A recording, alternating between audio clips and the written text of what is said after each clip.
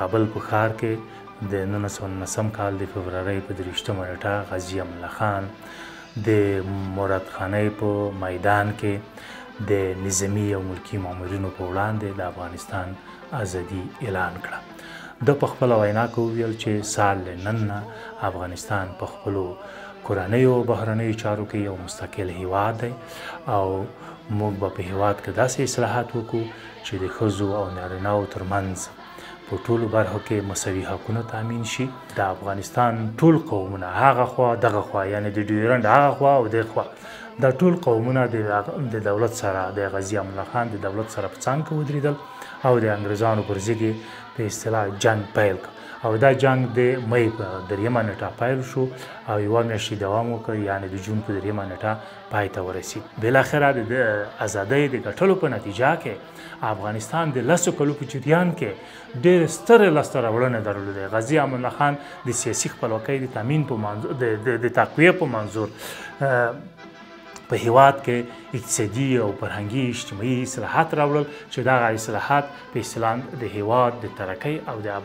ابادۍ سبب شول. د غازي امان الله خان د محبوبیت دلیل دا دی چې هغه د ازادۍ لوی لارښود و. هغه د ازادۍ پاڅون رهبري کړ، څوک یې کړ، اداره یې کړ او په تش لاس د انګریزانو نه د افغانستان ازادي واخیسته. د افغانستان لومړی اساسي قانون جوړ شو، داسې یو ډیموکراتیک قانون چې په هغه کې د افغانستان د ټولو اتباعو سیاسي، اقتصادي او فرهنګي حقونه تسجیل شوي وو. د ښځو دپاره د لومړي ځل لپاره زده کړې په دې قانون کې تسجیل شوې او د ښځو زده کړې تر 4مه صنفه پورې جبري شوې. د خرقې شریفې په مقام باندې وینا کوله، د هلته وویل چې ای ورونو په افغانستان کې ټول قومونه دا که سکھ دی که هندو دی که مسلمان دی که شیعه دی که سنی دی که هزاره دی که تاجک دی که پښتون دی او داسې نور ټول قومونه دا ټول یو افغان دی. موږ یو ملت یو یو پر بل باندې هیڅ ډول امتیاز نه لرو،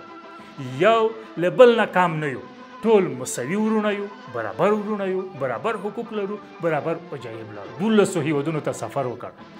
دغه 12 هیوادونو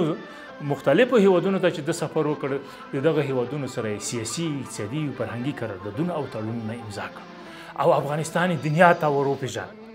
او د افغانستان بیرغ په ټولو هیوادونو په اکثریت هیوادونو کې په اصطلاح ورپېده. تاسو پوهېږئ چې د غازي امان الله خان په وخت کې د لومړي ځل لپاره په افغانستان کې د ریل پټلۍ تېره شوه د کابل له ښار نه تر لمنه پورې او